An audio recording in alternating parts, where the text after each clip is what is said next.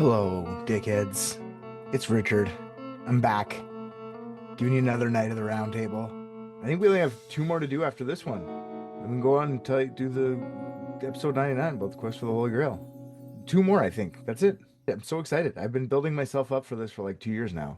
Today we're going to talk about a knight that I probably should have mentioned earlier, to be honest. Sir Ector de Maris. Not to be confused with Sir Kay's father and surrogate father to King Arthur, whom we have spoken about before. Both of them. It's a different Ector. Today we're talking about the Ector of the Damaris variety. Sir Ector de Maris was the half-brother of Lancelot and was also a knight of the Round Table who attempted and failed at the quest for the Holy Grail. But before we talk about the other Ector, let's talk about the lie. Before each of these episodes, I do this same disclaimer. If this is the first episode of my series on the Knights of the Round Table that you're listening to, I would highly suggest you go back to the start of these episodes, right back to episode 59 of Private Dicks Proper. That's my episode about King Arthur. After that, follow all the knights in order, all the side quests. And the only reason I tell you to go in order is because the lies will make more sense. And you're probably confused. What are the lies? I figure that all of these stories about King Arthur and his knights of the Round Table are basically 1,000 or so year old fan fiction written by some bored ass fucking monks. The stories are pretty cemented in the way they are now, but with some exceptions coming from movies and stuff.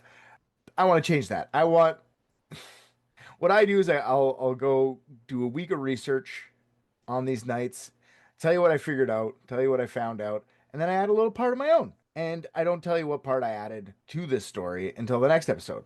So I'm basically lying, but not really, I guess. I do this in hopes that someone takes my lie into the next podcast or article, and then someone takes their version of my story, and so on and so forth until it becomes an actual part of the lore. We are in the Studilian cycle of the Arthurian tales now, and I want that to mean something. I don't know why I am the way I am. I don't know why I find this so fun. I find it so amusing. It's like a joke that pays off in like 100 years. If somehow it does pay off. It's not going to, but I choose to believe it will. All right. Last episode, we spoke of Sir Bors de Ganis. This one here, I told a pretty fun lie. It was less of a lie, but more of like filling in the blanks of an already existing but boring part of the story. That part, the part that I found out I didn't mention in the Lionel episode, the fact they spent years in Claudius's court, that story, that was all the info given in the old lore that they lived with. That's it. There are bits and pieces more, but like not much. I just guessed their age, guessed how they killed Claudius's son. I made that part of the lore. But I feel like it's more of a missing part of the lore, and I'm helping. You know what I mean? Like, the other part was Farion wasn't a lie. He was an actual knight in that story who watched them as kids. But all the detail I gave about how they were raised and how they were saved, all that was basically me. So the original story is just that Claudius found out about the two princes and wanted to kill them, and they escaped to the Lady Lake. All that extra stuff, all that extra fluff, that was me. And honestly, I think that lie was my favorite lie out of all of them so far because it seems like, you know, my additions could have happened if you watched any Game of Thrones. Because, like, when I picture this stuff and trying to, like, let's pretend it is kind of real and it's just, like, exaggerated stories. If it was real, it'd be more like Game of Thrones than it is today. Like, I kind of picture this like Game of Thrones turned into kid stories over time. But if it was during that time, it would have been like Game of Thrones. Like, lots of murder, lots of cousin banging, lots of meh. But anyways, that's the lie told, an embellishment. Let's say embellished. So let's get to the story of a knight that was conceived with the help of Merlin's magic, raised by his grandfather, and ranked second best of Arthur's knights by King Badge Magus himself. He's Lancelot's brother and valued knight of the Round Table. Here is the tale of Sir Ector de Maris. An elite team of private detectives. What if balloons are aliens? Maybe that's the key component we're missing. Cover-ups. John's guilty. Mysteries that need to be solved. Maybe Mormons need mountains. Richard, shut up. Sir Ector Damaris, or sometimes called Sir Hector Damaris. And you know what? It'd probably be easier to call him Hector for this, just so we don't confuse Ector with the older Ector, the surrogate father of King Arthur and the actual father of Sir Kay. But I can't do it. I can't call the knight Sir Hector. It just makes me want to like do a weird Cheech Marin impression. Hey, Sir Hector. I don't know why it pulls that out of me. Sir Hector, hey, come over here. So I'm not doing Sir Hector. I can't do Sir Hector. Sir Ector, I can do. Ector Damaris. So Ector Damaris it is. He's also known as the White Knight, which also would have probably made my weird Cheech Marin accent very troublesome. Ector, the White Knight. Anyways, Damaris just means of the fens. Fens is a part of Gaul, which again is France. Sir Ector was the son of King Ban of Benwick, brother of King Bors of Gaul, making him cousins with Lionel and Bors de Ganis, and brother with Lancelot. Well, half brother, younger half brother. King Ban was kind of cool. I haven't really spoken about him much yet. I've spoken a lot about King Bors.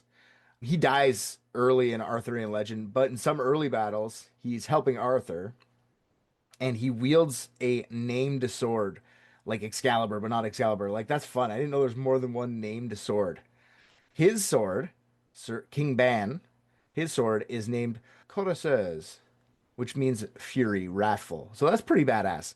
My sword, it sounds fluffy like Courteseuse. It sounds kind of like dainty, but it really actually means fury. Like if you're like, with fury and wrathful, I shall kill you. It sounds pretty badass. More badass than Courteseuse.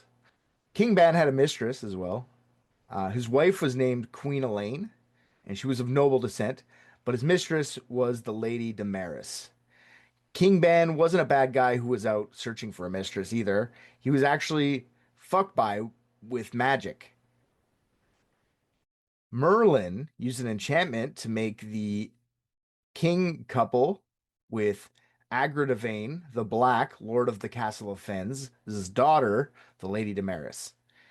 He was in like a spell was put on him. He had no choice but to fall in love with the Lady Defends because Merlin, I don't know why, just is a cock. He's a dick. I can't wait to get into Merlin's story. I don't know why I've waited so long. It's gonna happen. That one, no matter what happens after this show, I'm gonna do a Merlin whole full Muller because there's so much that Merlin's one of the ones that has to get done. Since Ector was illegitimate, he was left to be raised by his grandfather, Agradavain. Agravadain. Whew, that's a hard one. I do want to point out this guy was called Agradavain the Black, and Ector became the White Knight. I don't think there's any significance other than that these old monk nerds were not the best writers out there and weren't creative enough in naming things. Like a lot of things are just named after what they are. Like the Castle Danger, dangerous, Castle Dangerous. Guess what? It's dangerous. Can you believe it? So I just think that's all that is. One of the early heroic deeds for Ector, before he even becomes a knight, is that he saves a lady named Elaine the Peerless from her husband's imprisonment.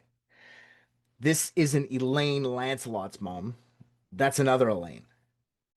If you look up Elaine Arthurian legend, there's like a million Elaines, which I also find amusing because most women in these old stories are unnamed.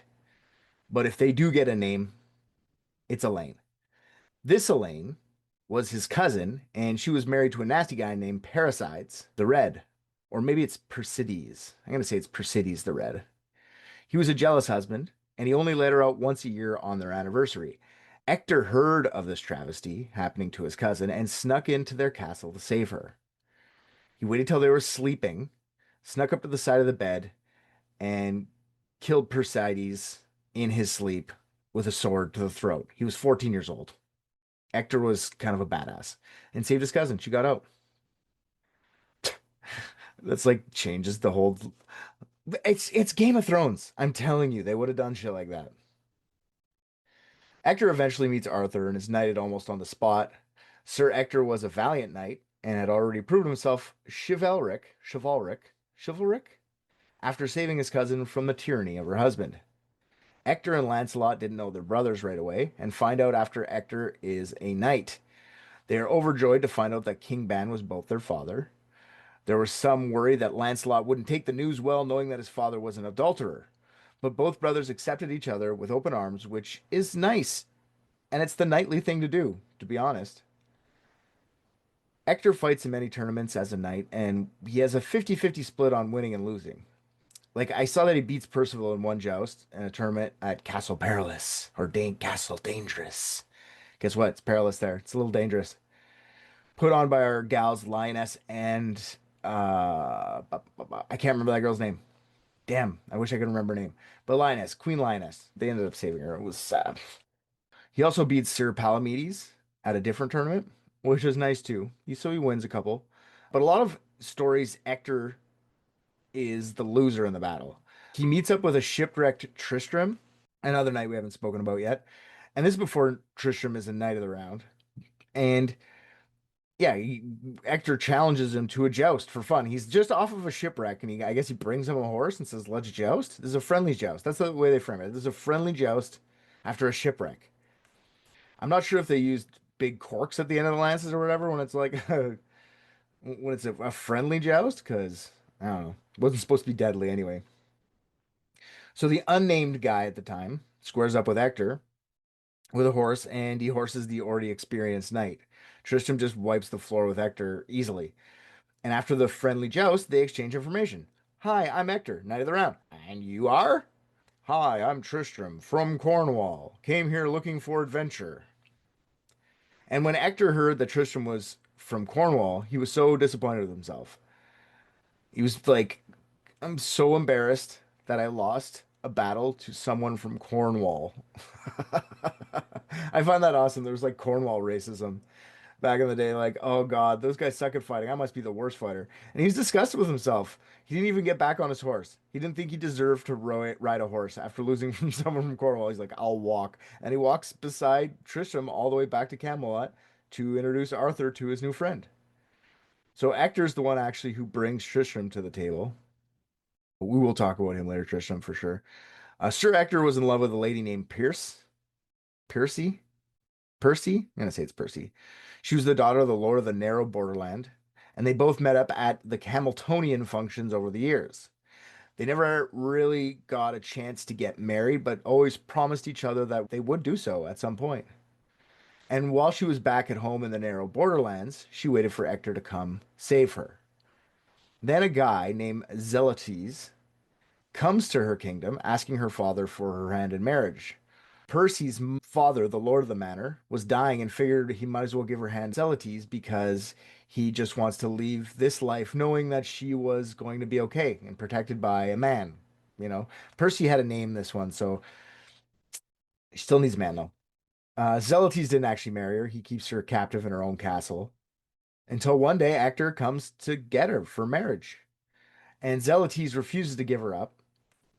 Obviously, Ector demands his wife, and Zelotes like, "No, she belongs to me." And Ector duels him to the death for her hand. They do end up together, but I'm not really sure if they had a kid. I kind of was trying to figure that out, but I don't think so. I know that during the time that Percy and Ector were separated, Ector had another woman whom he loved. This was the Lady of Rostock, her cousin. The Lady of Rostock is one of the ladies that loved Gawain. I think she spoke of her briefly in that episode. I don't know much about Ector and the cousin's relationship that ended when she passed away. So he ends up with Lady Pierce in the end, but she was his first true love, and it was kind of nice anyway. This other lady, it was a very vague story. He had another love that died, I guess. I don't really know too much about it. It is worth noting here that Sir Ector wasn't in the night game for the pussy. He refused many upon many advances from these maidens whom he saved. He loved Percy, which I also find nice. I do like a loyal. It's nice because a lot of these guys were just out there fuck. At least there was one guy who was like, "No, I love my wife," and I love that about that. The day Lionel gets captured by Sir Turquine was explained a bit more when I was researching Sir Ector Damaris. Lionel Lancelot left Camelot the day that they got captured looking for adventure. They rode for a bit, but decided to stop near a forest to take a little rest. Lancelot fell asleep, and Lionel started to go wandering around.